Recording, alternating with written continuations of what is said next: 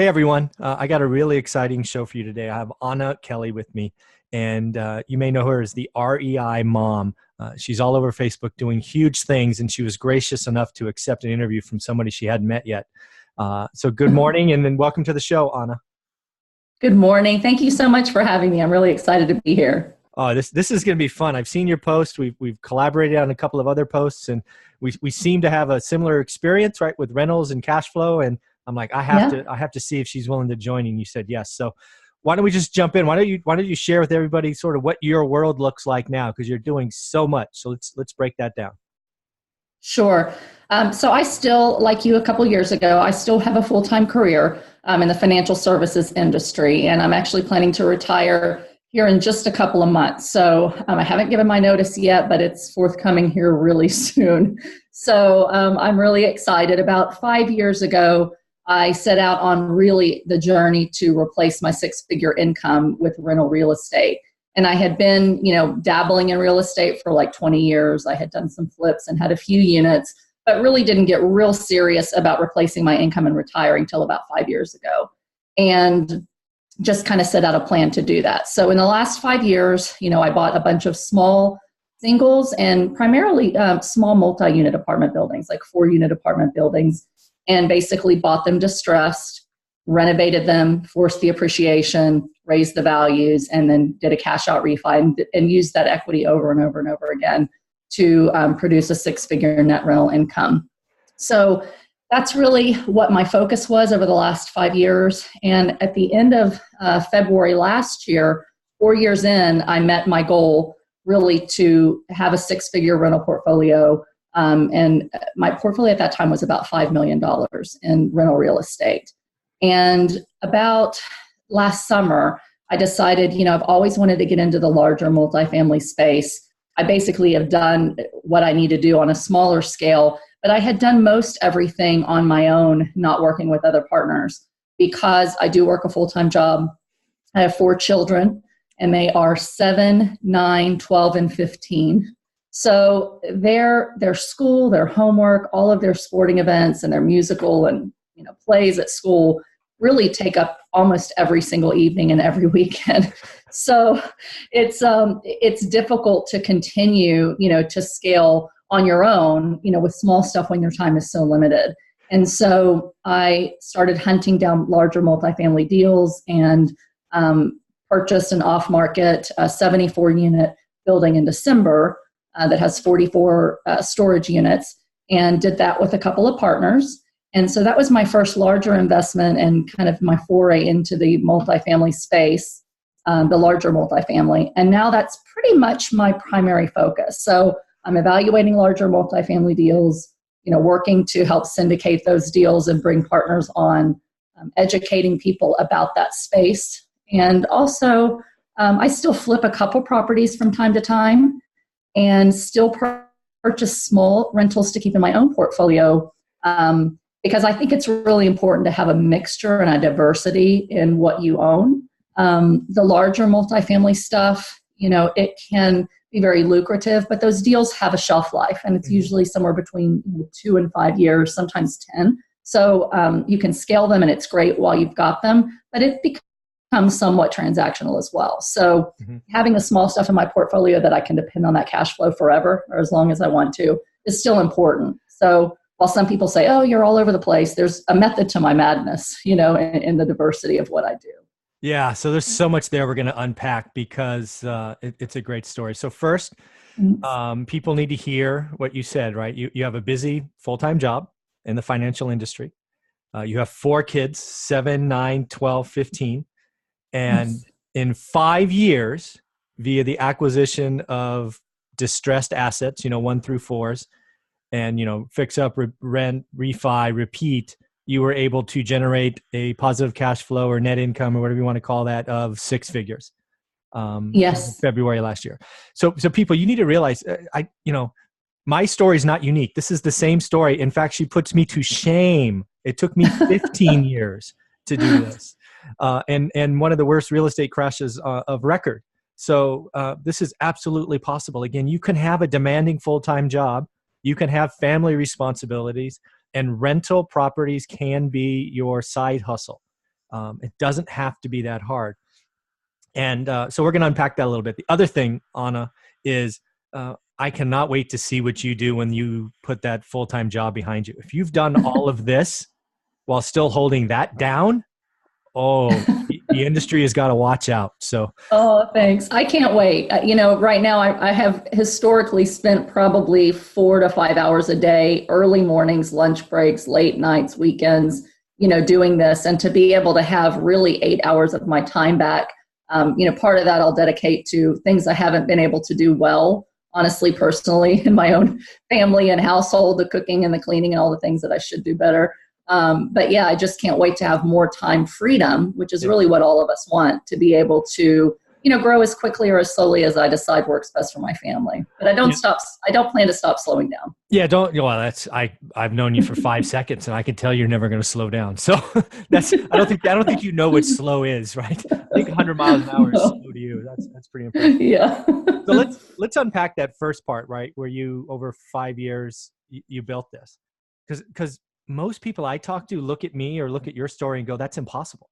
I did the same thing. I got up an extra hour early and I did work at night. And I found that I chose to invest 2.5 hours away. Is your portfolio built within driving distance?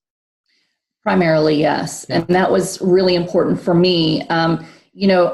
Some people will say it, but I think when people get involved in investing and they decide where they're going to invest, it really comes down to, what are your resources, your time resources and your money resources, and whether you're in a market that you can make the best financial decisions close to where you are.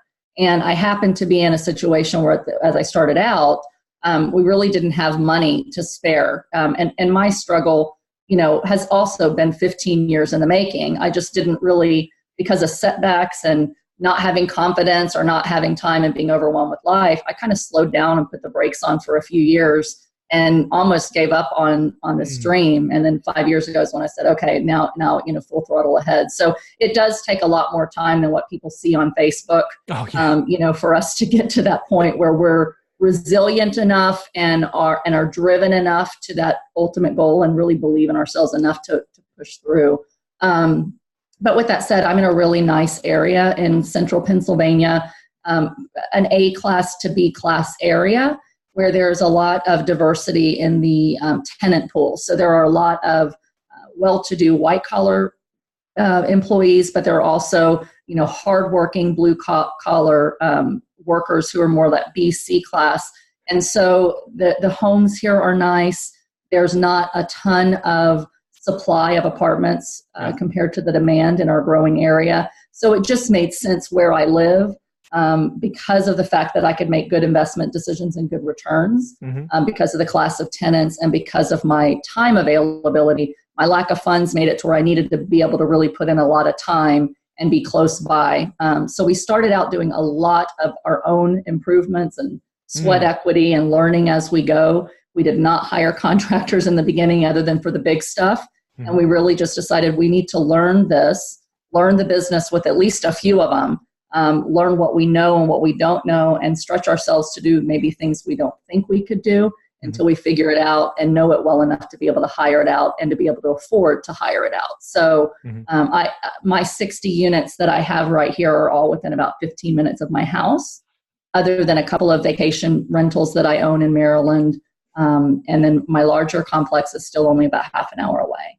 That's amazing. So I like the fact that you said we several times. So this is something you are 100% on board with your significant other, correct? Yes.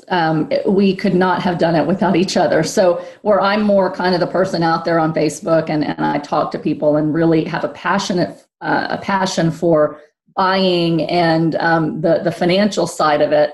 I have a financial advisor background and just have always been kind of a finance mind. My husband, he's a chiropractor. He loves being a doctor, but he also had a dad who built things. They had an antique mall and converted apartments and, worked on cars. So he loves working with his hands. So he really enjoys the construction side of things, renovating things.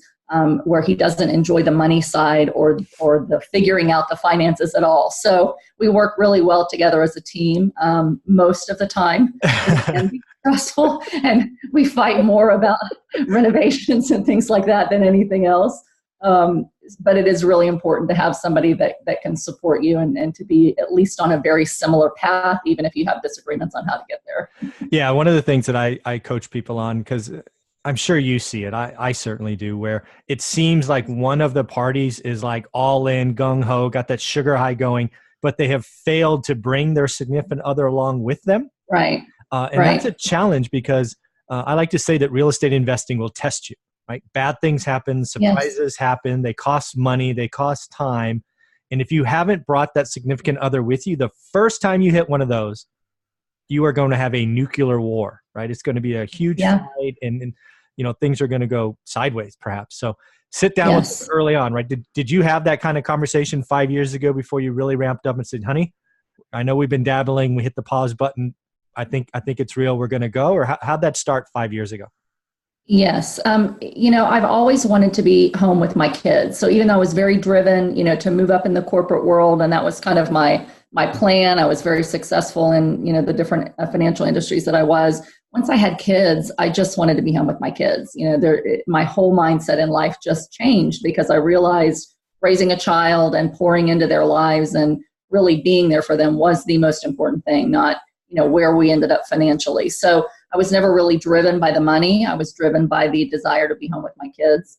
And so even though you talked about a 15-year journey, that was 15 years ago when I was pregnant. I was like, okay, I got to get myself out of my job. And we dabbled. We had a really bad failed flip when my first was a few months old and just kind of was like, okay, this did not work well. So maybe we won't do it again. And so, then we bought some rentals really just when we moved to Pennsylvania, to be protectionary. So we wanted to buy, he was starting a business with several $100,000 in debt. Mm-hmm. And we thought rather than lease space, let's buy a building, that has some tenants that'll help cover the rent. And then, we did the same thing. We house hacked. So we sold a big house in Houston and we moved in a little bitty 4-unit, which was really hard to do. But we lived in one, rented the other 3. And then we really just worked the first couple of years on renovating those units, raising the values. I started studying rentals because I had to, obtain them by necessity and, kind of dabbled. So we struggled for a couple of years just to, build his business. I had multiple additional children, renovate those few. And it was hard. It was sun up to sundown, from 12 years ago when we moved here before we even took on a bunch of rentals. So he was a little hesitant to, take on more because he knew how demanding our time was.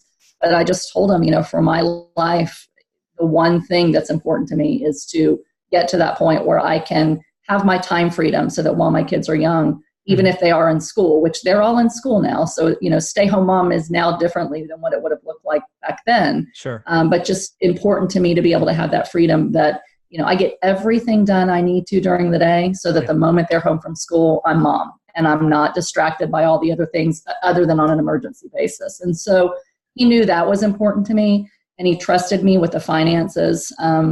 He knew, that I could make wise decisions, but he was also really nervous about debt because we took on a lot of debt to start his business. And so it was a lot of kind of, will you trust me with one? Let's just see how it goes.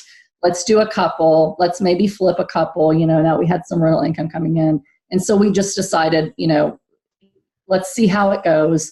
And I told him, I said, if you ever get to the point where you're overwhelmed and you don't want to do some sweat equity on some, we'll just hire it out and buy them cheaper, sell them, for more, or be able to raise the values with a different level of improvement than what you might for a high-end flip. Yeah. And so he was on board, but hesitantly until it started really, producing results. And then he was like, okay, let's go. Now, he still tells me and my kids every time I buy another property, oh gosh, are you sure? And I'm like, yes, I can't wait. This is so exciting. So he's happy that we now are, moving more into the multifamily space where we have full-time on-site property management. He's not getting the calls to go check on things at night before we send in a contractor or whatnot. But it's definitely been a process of working together to find the speed that works best for both of us. Yeah, that's amazing. So again, something you laid out there that I don't want the audience to miss is, part of this journey, and we did it as well, was sacrifice those first couple of years, right? You sold a big old house in Houston, which I can only imagine how big it was. And then you nice. house hacked, right? You went into a fourplex, right? You downsized significantly. And you had at least one child and another one soon to be on the way. People don't realize it wasn't easy. No, they don't realize that. We did the same thing, right? We bought a condo like in '99 in the Bay Area for whatever it was, and we could have moved 5 times as our income exploded. But no, we didn't do that. We didn't increase our our mortgage payment, our real estate taxes. We didn't upgrade the kitchen, get nicer cars. We sacrificed so we could have every freaking dollar available to buy more stuff. Exactly. And I still do that. People will say, my husband drives maybe a 2004, 2007 Dodge truck. Yeah. It's time for another one. And people are like, why don't you just go get a truck? I'm like, because I can buy a property for the price that I can buy a truck. We don't need another truck. I can buy a property that brings me in, literally $1,500, $1,600 a month. Yeah. And that could pay for another truck, but I want to keep buying more property till I retire. Yeah. Once I do, we'll finally buy a new truck, but probably not a brand new one. Yeah, of but course I think it's important. Not only did we house hack, but after we had a third child, we outgrew that 2-bedroom, and we were very tempted to buy a nice house. We were doing better. We had several rentals, and we decided, it's much wiser for us to rent a house for a couple of years. So while we were building our rental portfolio, we were renting someone else's house. But we were able to afford a much nicer home with no down payment and continue to use the difference in what we would have put toward a house and taxes and all that stuff for buying more rental real estate. So we really didn't buy another house till 5.5 years ago. Wow. And we still live, we live well, but I don't spend on things that we really don't need, but for a rare occasion, because I really have had that one track drive that my goal is to retire. And I don't want to go into debt for things that I don't need that is going to slow down my goal and my vision. Yeah. People need to listen to your story, hear your story, because it's the truth, right? It's sacrifice. It's being on the same page.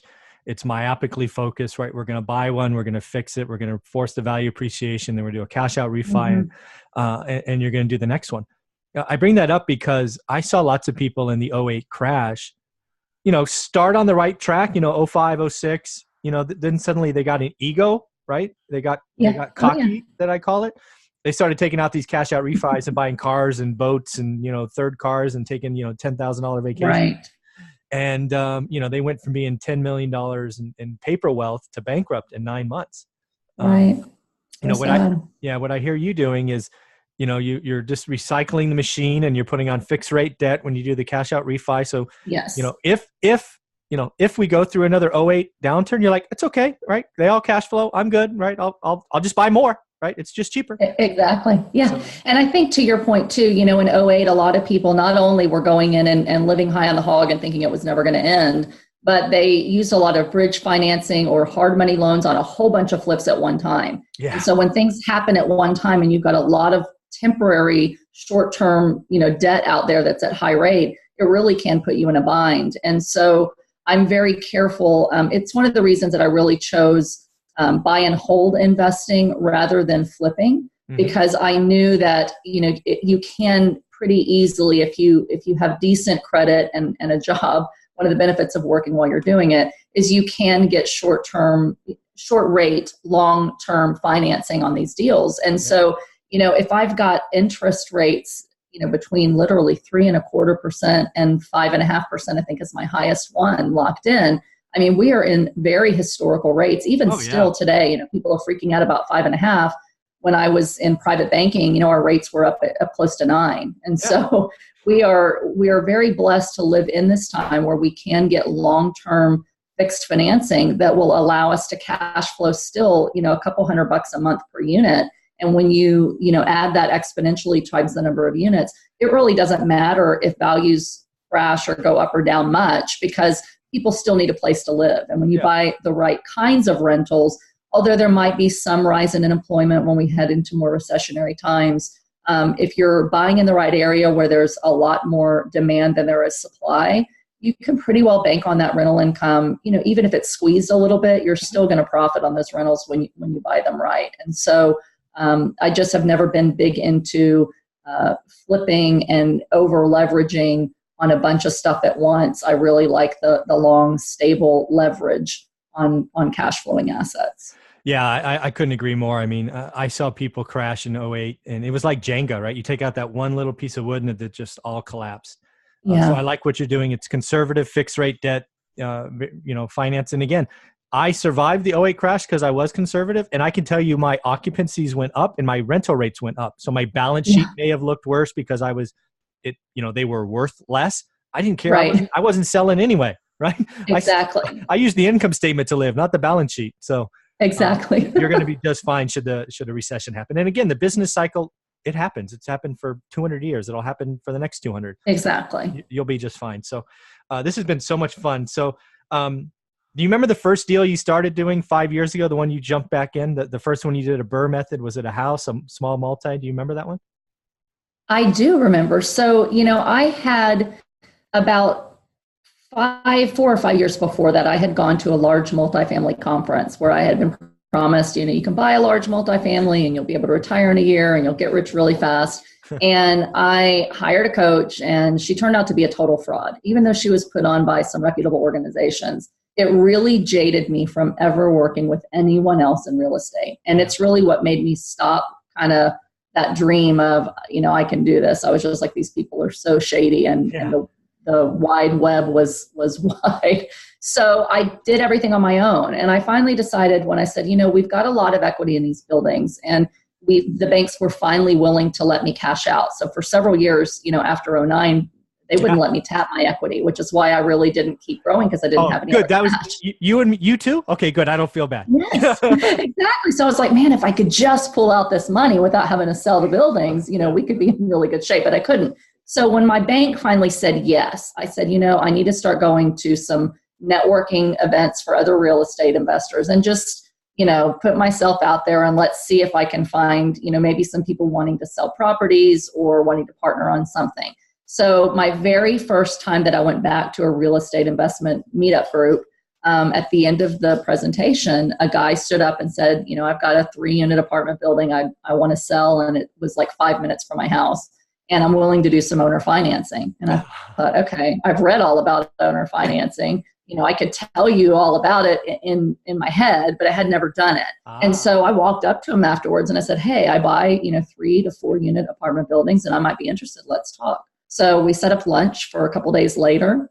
He took me through the property, and over lunch, we set up a deal. And so he, with $10,000 down, which I didn't have, I had to borrow from my dad. I borrowed $10,000, and he financed the other almost 95% maybe of the purchase price of this property. And so we did a 5-year balloon, 6% interest only. Yep. And I was happy to pay him interest only because my mortgage payment was actually less than what it would have been with the bank. Sure, of course. And because I didn't have principal that I had to pay. And having a background in banking, I knew that the first 5 years that you own a property anyway, the bank gets 95 to 99% of that payment in interest. So it was no different for me borrowing from him and paying him interest only than it was having a property that I'm paying a bank interest only for 5 years. So it was a no-brainer. So I bought this 3-unit. And what I really liked about it is it had an extra space that had been used as an office to a mobile home park. So this property at one point was the owner of the mobile home park's home. And then he created this office, and this mobile home park that's adjacent to it is 55 plus. So it's very nice, very quiet. And this owner that I bought from had bought it from the former owner of the mobile home park. So I knew I could take that space and turn it into another unit and really increase the value of that property by probably $50,000 without doing hardly anything to it other than updating that one unit. So I had it, we updated all the units, and we refinanced it with the bank as a 4-unit less than 2 years later. And I cashed out about $50,000 that I used to buy another one. So that was my first deal back into my decision to let's take this to the next level. Yeah. So again, let's sort of summarize what I heard you say and see if it's right. So owner finance. So networking is important, right? Get out, get uncomfortable, meet people, go to events. Come on, we can all do that. Yes. Second is you took owner financing. I love owner financing. It's in fact what I'm adding to my portfolio now because you can get creative, right? And some Absolutely. sellers have zero cost basis, so they would rather sell on terms versus take the tax hit now. So lots of value. Absolutely. And then what you did is you had created value, right? You had a fourth unit that wasn't in the price per se, that Right. you added, and you increased rent. And as we all know, when you increase rent or income, the value of the asset goes up. And they needed a cash out refi. My guess, just giving timing, is you lowered your interest rate, right? You were paying 6. I'm guessing you were in the 3s or 4s on that cash out refi.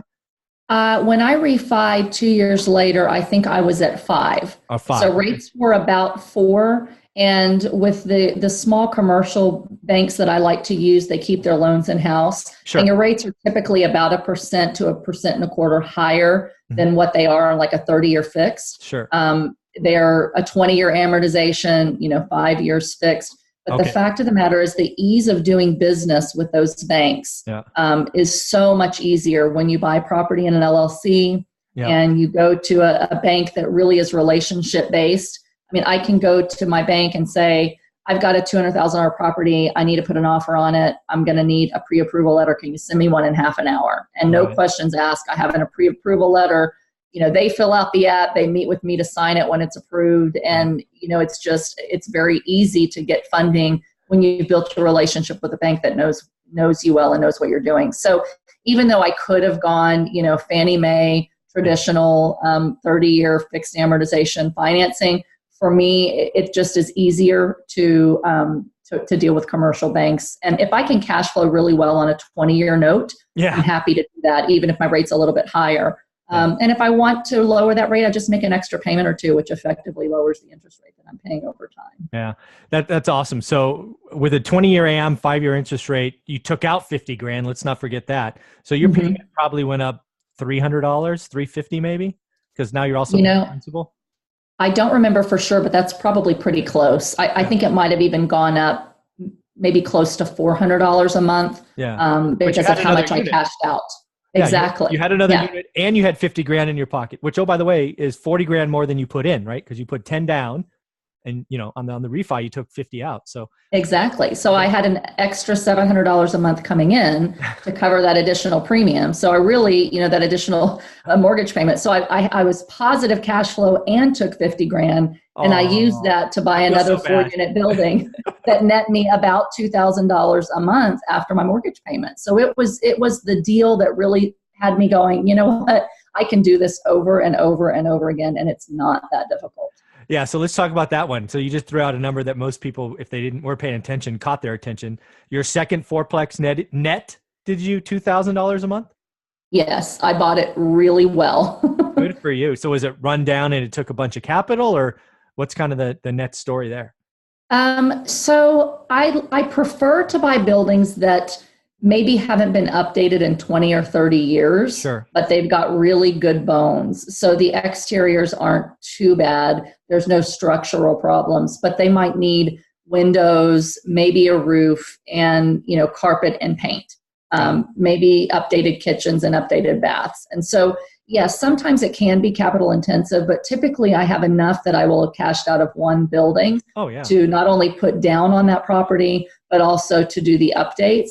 And part of why it takes a little bit longer when you're working full time is that, I'm doing these repairs nights and weekends and lunch breaks and my husband's day off from his practice. And so it's not always as fast as it would be, when you're doing it full time and you can hire crews to go in and do it, you can grow even faster. Yeah. But it does take some time. And then what typically would happen is because I've got this extra mortgage payment and I've got some business credit card debt, I like to do the 0% balance transfer game, which I only recommend you do if you really have a very good handle on not only your own finances, but finances in general. Yeah. And you've got some backup, plans and sources of funds if things go wrong. Yeah. But basically, sometimes it will take 2 to 3 years of rental income to pay for those repairs. Sure. And so the only way that you really pay them off is that you buy another property and you cash out of that one, and then you use that to pay off the remodel debt, and then you start over. So I built up very good lines of credit that I used, and 0% credit cards on my business LLCs that don't affect my personal credit score. And I used those to do a lot of the repairs.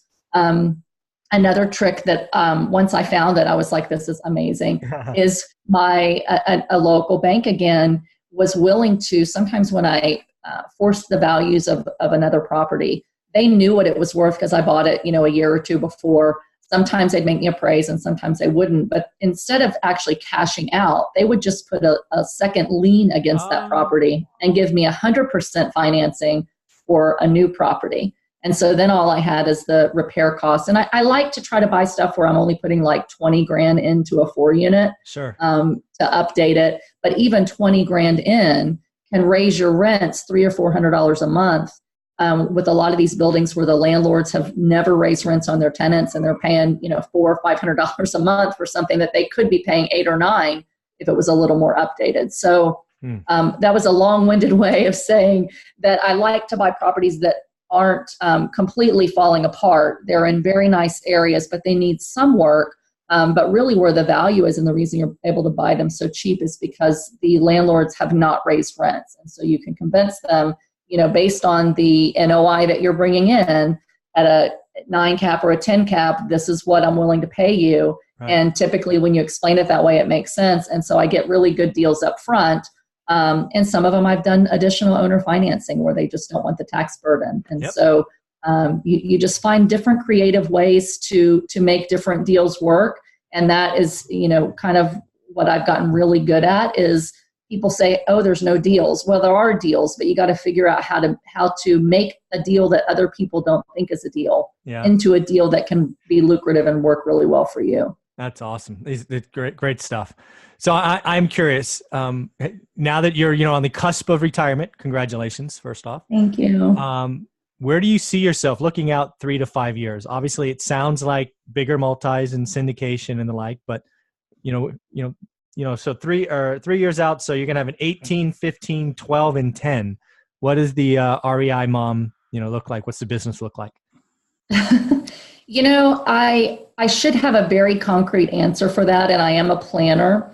But one of the things about retiring is the reason that I'm doing it really isn't to just be able to grow and get as big as I can and create more and more cash flow. So my primary plan, honestly, for the next, I'll be retired and completely out of my job by the end of May. So that's my drop dead date. I've been at my company for 20 years. And I'm the only one that does what I do. So I feel like I need to say, I'm going to retire. I'll give you up to 60 days. If they let me go in a week, woohoo, all right. But if not, up to May. So my summer, I'm really going to spend primarily traveling with my family, spending time with my kids. Awesome. I've never had the summers off with them just to be, they've always gone to grandma's house during the day while I've worked. And so my summer is going to be, 80% focused on just being a family and having fun together and traveling.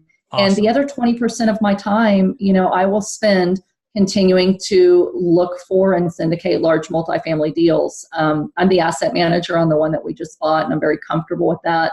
And so multifamily is really my primary focus. But I'm not saying, hey, in 3 years I have to be here, or in 5 years I have to be here. I've reached that level of financial freedom, the monetary freedom that's buying me that financial freedom, so that my half a day I'll spend on, finally getting back into the gym and working out, because I've neglected that on a consistent basis. I'm up and down because of how much time it's taken to do this. Sure. It's not complicated, but it's not easy. And, just getting myself to a healthy place, spending more time involved in things that matter to us at church, and being more involved in my kids' stuff. And so half a day is going to be that. And if I can spend 4 hours a day growing my multifamily business, then however big that becomes, I'm going to be content with. Yeah. And again, it doesn't mean that I'm driven or I don't have goals. I'd love, to buy 2 or 3 apartment complexes a year with partners. But I'm not going to force anything that isn't just a really good fit for our life model and where we have our priorities as our family over the next 8 to 10 years. I frankly love that answer, because I sort of had that struggle when I left a year ago, right? February 1st of last year. Mhm. I just felt, I even went to some mastermind groups and the like, and I was like, I just felt like my answer had to be, I had to get bigger. But, I already crossed the finish line, and I don't have an extravagant lifestyle. I don't like that flashy stuff. But I Right. still had this freaking voice in my head saying, type A person, get off your butt, stop being lazy, go do more. And, Yeah. now I've sort of settled back. I'll do deals, right? I think I did 6 last year that kind of added the portfolio. I'll do the ones that make sense this year, but I don't have a big number, right? Like you do. Right. My answer now is, I'll spend 2 or 3 hours a day kind of trying to help people, right? And that gives me a Right. bigger kick than, buying another fourplex or another house. Exactly. Yeah. So And the same thing for me. I've a lot of people have asked me over the years. I've mentored 6 or 7 people into getting into small multifamilies, and I just mentored an investor on a flip, and I enjoy that so much. And I did it for free before because yeah, I just wanted to help people. And I am working on a course and some things that I can do where I can give back to people with the information that I've known. That's very different from the other courses that say make $1 million in a year. It's very conservative and realistic on, yeah, here's how you can do what I've done. Very much similar to your heart, with your book, just wanting to give back to other yeah, people. And I'll charge for it because it's time that's taken away from my family and buying larger investments. But I never want to get rich being a webinar or a no, yeah, consulting, junkie. But it's something I can do to kind of give back yeah, where I've wanted to be able to help more people than I've been able to do. But it's just really about finding that balance. And this first year, it's going to be primarily focused on multifamily. And then after that, we'll see. Your kids change and they get older and their needs change. My 15-year-old is very interested. He's very entrepreneurial, and he wants me to start paying him to start helping me to do my books and to learning all of the real estate stuff, because that's what he wants to do. And nice. so, I'll probably spend more time where I could say, hey, now that I've got all this cash flow, let me put them all with a property manager. But my vision is more kind of generational, being able to help my children to learn, the ins and outs and the hard things so that, they can start to do what I've done, those that want to do it. And so Right. I'll spend a lot of time pouring into him and, staying in the weeds on the stuff that we have now, and then focus on, the more passive income stuff on a larger scale as my time allows. It's going to be so fun to watch what you do over the next 5 to 10 years. If people want to get a hold of you or follow you or just reach out, how best for them to do that? Sure. So I have a website. It's www.reimom.com, and that talks about some of my speaking engagements and mentorship opportunities. I run a women's meetup group in Central PA called REI Like a Girl, for women that want to get into real estate. And then Zenith Capital Investments is my multifamily website, where if you're interested in, partnering on some larger multifamily deals or investing passively, you can find me there. And finally, on Facebook, I'm Anna REI Mom Kelley, and that's Kelley. Very cool. And again, this story is so much fun. People need to be inspired by this. In 5 years of hard work, in her backyard, conservatively financed, she's able to use the BRRRR method, right? Buy, repair, rent, refi, and repeat to replace or to create a 6-figure income. So it is possible. We have multiple examples now just on this video. So Absolutely. you need to believe in yourself. You need to get educated and get started. So Anna, I want to thank you for your time. This has been so much fun. Thank you so much for having me. I really enjoyed our conversation, and I wish you all the best with your book. I just got my copy, so I'm excited to read that. I look forward to it. Wish you all the best on that. Thank you very much, Anna. Have a great day. Thank you. You too.